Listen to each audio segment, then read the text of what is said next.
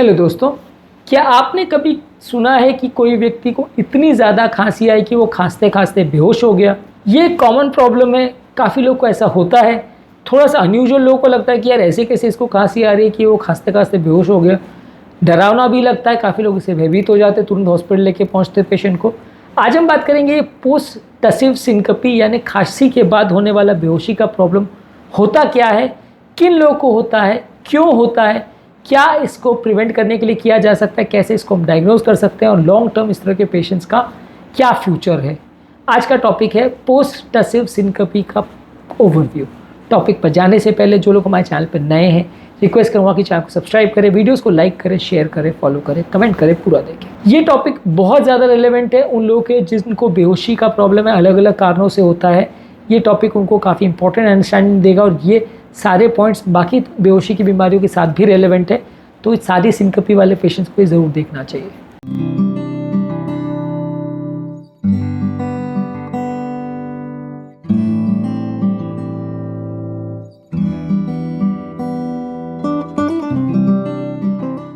सबसे पहला और इम्पोर्टेंट चीज़ ये है कि इस बीमारी में सबसे इम्पोर्टेंट होता है खांसने के बाद तुरंत व्यक्ति को अनकॉन्शियसनेस हो जाता है। व्यक्ति को एक सीवियर बाउट ऑफ कॉफिंग होता है, ज़्यादा देर तक वो कई बार खांसता है, 10, 15, 20 बार, और उसके बाद वो सडनली या तो बेहोश हो जाता है या उसको चक्कर आते हैं, माथे में हल्कापन लगता है, उल्टी हो जाती है, उल्टी जैसा लगता है, पसीना बहुत आता है, या देखने में धुंधलाहट होती है, ब्लरिंग ऑफ विजन होता है, ब्लैकआउट्स हो जाते हैं।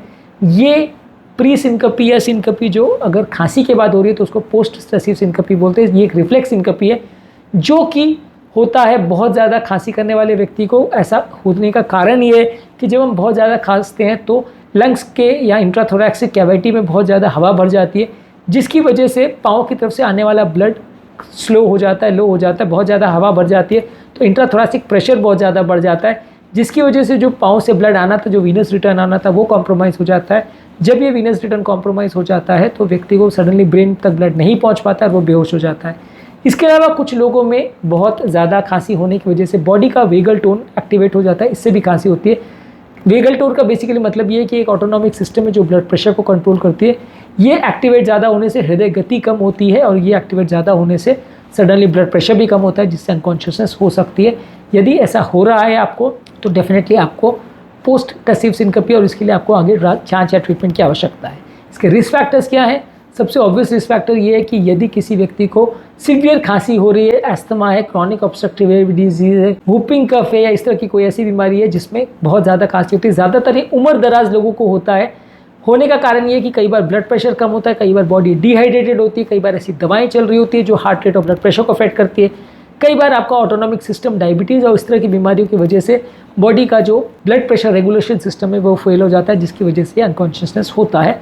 यानी कि खांसी के लिए एक कारण होता है ब्लड प्रेशर जो एक्सेसिव वेरिएशन हो रहा है, इसके लिए दूसरा कारण होता है। ये दोनों कारण जब मिल जाते हैं तो अनकॉन्शियसनेस होता है। ज़्यादातर इस तरह के पेशेंट में डायग्नोसिस करने के लिए आपको सबसे इंपॉर्टेंट तो ये है कि हिस्ट्री पहले पूछिए। पेशेंट अगर खुद बता रहा है कि खांसने के बाद वो अनकॉन्शियसनेस हो गया और बार बार वैसा ही होता है, कई पेशेंट में बार बार ऐसा होता है, तो डेफिनेटली आपको और कुछ पूछने की आवश्यकता नहीं, अपने आप समझ में आ जाएगा। हाँ, लेकिन इस तरह के पेशेंट में आपको दूसरी कोई सीरियस बीमारी तो नहीं है, वो रूल आउट करना पड़ेगा। यानी कि उस पेशेंट को कोई हार्ट रिलेटेड प्रॉब्लम या हार्ट का कंडक्शन सिस्टम का कोई प्रॉब्लम वगैरह तो नहीं है, क्योंकि हार्ट की गति कम ज़्यादा होने से भी बेहोशी हो सकती है। इसके अलावा आपको ब्रेन की बीमारियां भी देखनी पड़ेगी कि उसको मिर्गी वगैरह का या इस तरह का कोई प्रॉब्लम तो नहीं है, क्योंकि ब्रेन की कई बीमारियों में भी इस तरह के अनकॉन्शियसनेस हो सकते हैं। तो ये दोनों ही चीज़ों का आपको जांच करना पड़ेगा, प्रॉपर इवैल्यूएशन करना पड़ेगा, कोई ब्लॉकेज वगैरह तो नहीं, कोई और कारण से पेशेंट को बेहोशी तो नहीं हो रही। ये सारी चीज़ों का प्रॉपर हिस्ट्री पूछना पड़ेगा। सिनकपी से संबंधित हमने चैनल पर काफ़ी वीडियोस किए हैं, तो ये सारी वीडियोस को आप चेकआउट करिए तो आपको एक बेसिक अंडरस्टैंडिंग इस बारे में मिल जाएगी। मैनेजमेंट इसका बड़ा सिंपल है। सबसे पहले तो खांसी के कारण को ठीक करिए, जिस कारण से खांसी हो रही है उसको सॉर्ट आउट करिए। यदि खांसी खत्म हो जाएगी तो बेहोशी का कारण भी खत्म हो जाएगा। यदि फिर भी आपको बेहोशी हो रही है खांसी के बाद, तो कोशिश ये करिए कि पानी ज़्यादा पीजिए, नमक ज़्यादा पीजिए, ब्लड प्रेशर को हायर साइड पे मेंटेन करिए। जो कारणों से ब्लड प्रेशर का फ्लक्चुएशन हो रहा है उनको सॉर्ट आउट करने का प्रयास करिए। डायबिटीज़ है या ऑटोनॉमिक न्यूरोपैथी है जिसकी वजह से प्रॉब्लम हो रहा है, कोई न्यूरल विटामिन की कमी है तो उनको ठीक करिए, उनको सॉर्ट आउट करिए, तो इससे भी फ़ायदा होने का चांस है। ज़्यादातर लॉन्ग टर्म प्रोग्नोसिस इस तरह के पेशेंट में कुछ दिक्कत नहीं आती है। ज़्यादातर पेशेंट्स को लंबे समय में कोई खास परेशानी नहीं होती, जैसे जैसे खांसी चली जाती है वैसे वैसे ये प्रॉब्लम भी चली जाती है।